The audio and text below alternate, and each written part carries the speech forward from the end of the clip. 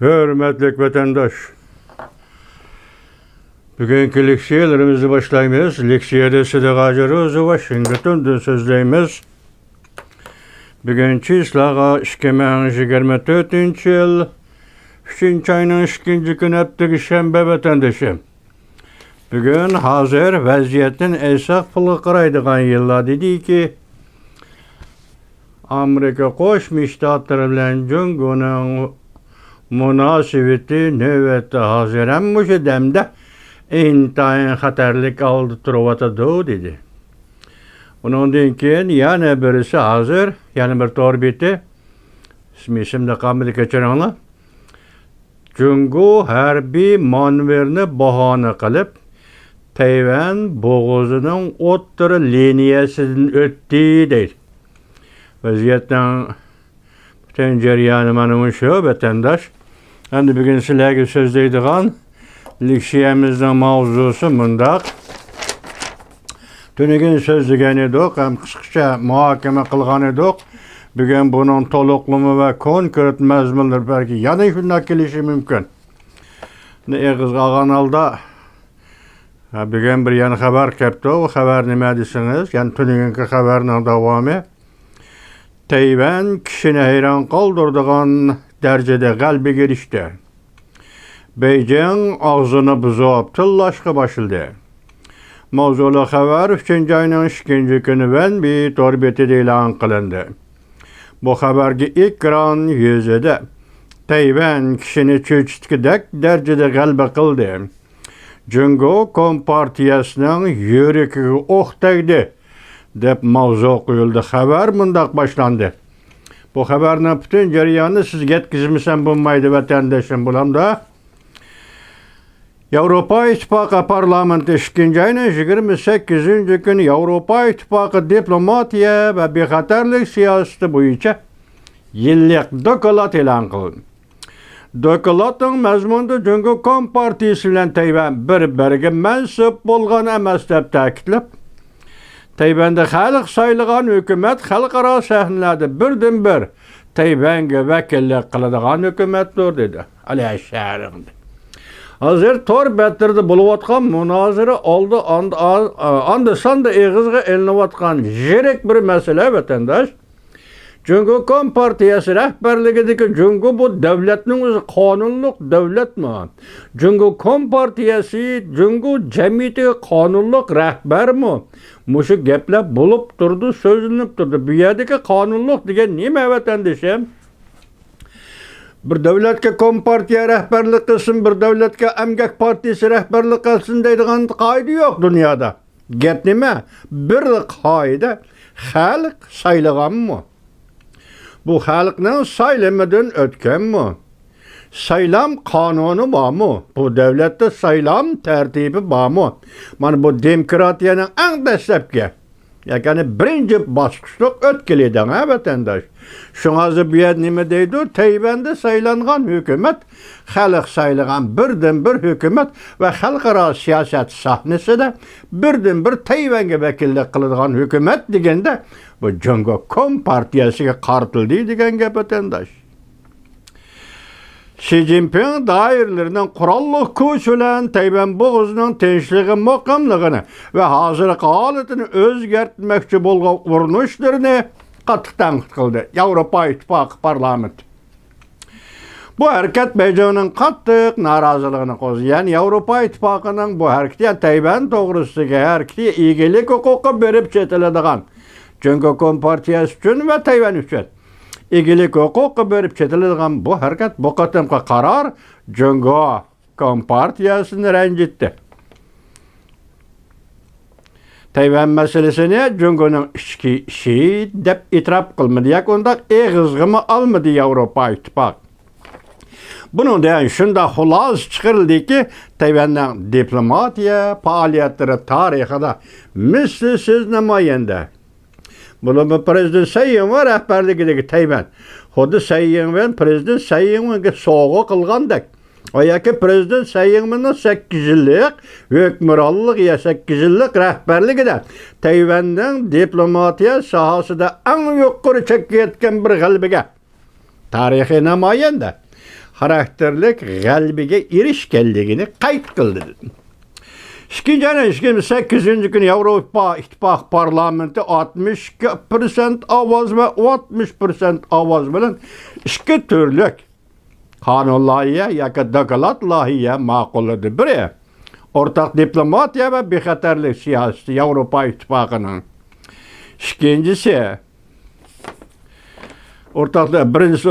ikincisi Jungo Kompartiyası yayak. Ortak diplomatiya ve bexatarlik siyaseti hem de o ortak bexatarlik hem de devlet müdafaa siyaseti ikinci.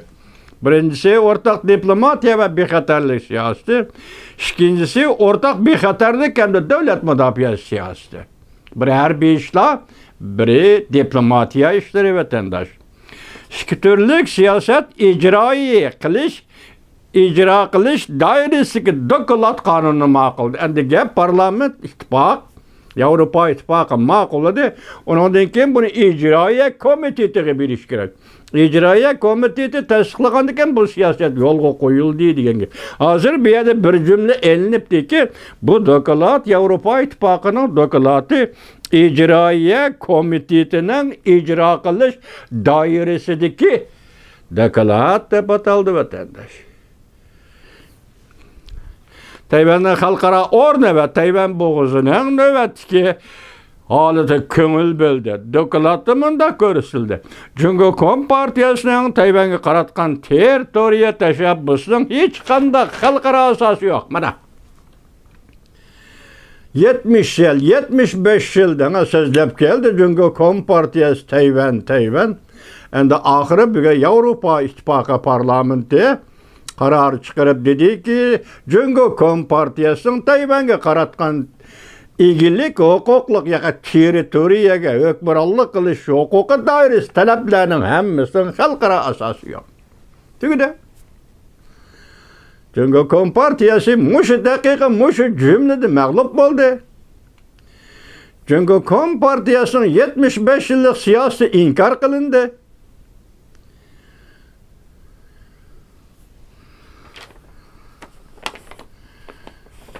Dokladga munda yozildi.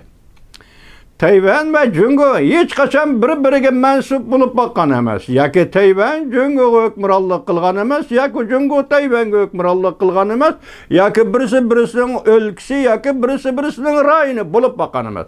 Tugadi.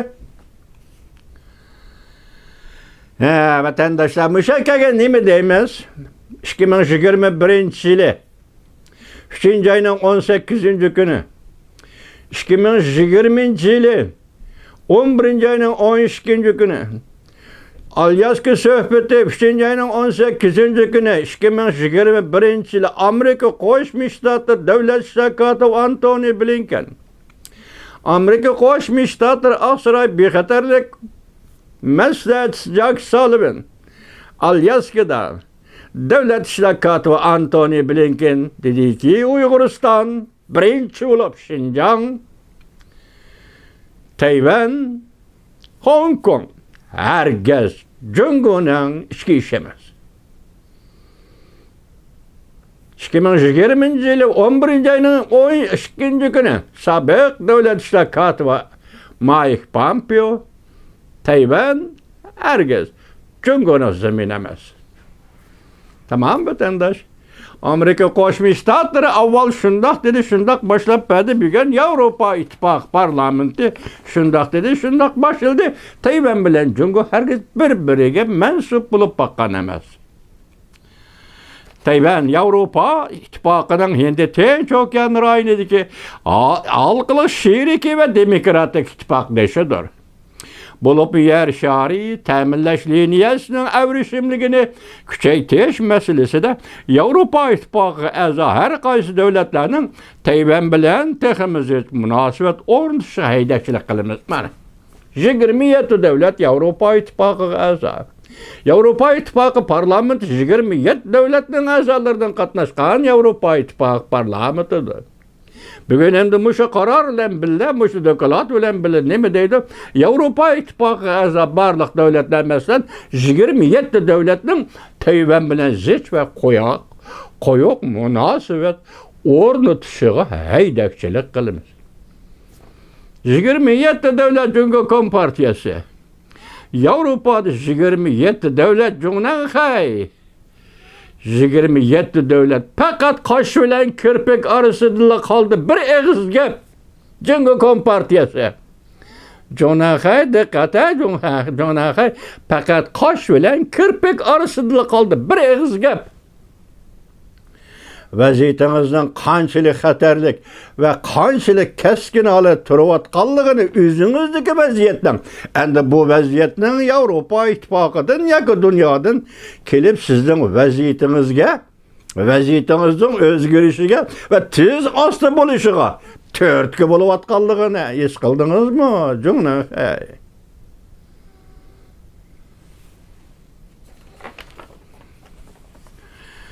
Demek, yer şarı təminləş liniyasının əvrişimligini küçəyitiş meselesi de Avrupa İttifaqı əza hər qaysı dövlətlərinin Tayvan bilan teximiz həmkarlıq münasibəti ornatışığa əydəkçilik qılınız. Avrupa İttifaqı parlamenti yana Cumhuriyet Kompartiya dairələrinin Tayvanın xalqara işlərə qatnışığa, məsələn cümlədən xalqara səyiyyə təşkilatıga, cümlədən xalqara aviasiya təşkilatı qatnışığa kol işine, müş devletlerinin hem kol işine. Ümit kılımız ve bunun haydakçılık kılımız. Ortak bir xatarlik ve müdafiye siyaseti. Dokulattın birisi.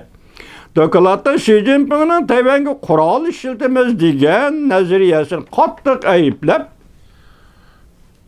Cumhuriyet Kompartiyasının Tayvan'ga davamlı harbiy ig'vogarchilik qilayotganligini ve her xil külrang belvaq taktikasini qo'llanganligiga, cümleden internet hücumu ve yamangarazlik, saxta xabarlar orqali har qaysi sohalarning Tayvanning demokratik boshqaruviga bo'lgan ishonchiga buzg'unchilik qilishga urinishlariga jiddiy diqqat qiladiganligi bildirildi.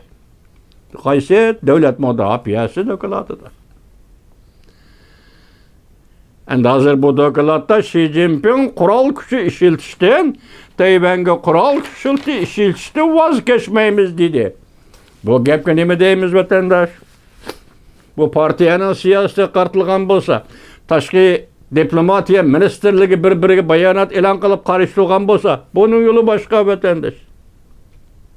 Hozir Yevropa İttifaqı'nın bu siyasi devlet müdafaasıga oid doklatining mazmuni Reis Xi Jinping'ning og'zidan chiqqan so'ziga bevosita qarshi, bevosita taqobil turish shaklida aytilyapti ya vatandosh. Bu eğer degan gapdan bu devlet boshlig'ining so'ziga qaratilyapti ya bu gap. Vatandosh nima deymiz? Ala sharingni. Ve xalqaro sheriklarning Tayvanning demokratiyasi qo'llashini murojaat qildi. 27 devletning ve şu 27 devlet Yevropa İttifaqı a'zo devletlerden boshqa şu devletlar bilan xalqaro jamiyatda hamkorlashib ish qilayotgan, faoliyat qilayotgan devletlarning mi? Yuqorqi shart bilan demokratiyasini, ya'ni Tayvanning demokratiyasini qo'llashini murojaat qildi. Şundaqla Avrupa İttifaqı endi ten cho'kan strategik hamkorligi ostida Tayvan bo'g'izida erkin qatnash vazifasini kuchaytirdi. Bugun Avrupa İttifaqı bunu e'lon qildi. Boshqa nima dedik? Vaziyat to'g'risida Cumhuriyet Kompartiyasi Tayvan bo'g'izi harbiy manevr elib berib Tayvan bo'g'izining o'rta liniyasidan o'tdi degan gap. Bu tecavüzçülük degen gap vatandaş. Bugünkü torbiti. Şunlaşqa pul qaraydigan jilla bugün degen nima dedi? Amerika Jungo münasibeti hazır intayi xatarlik payti turibdi dedi.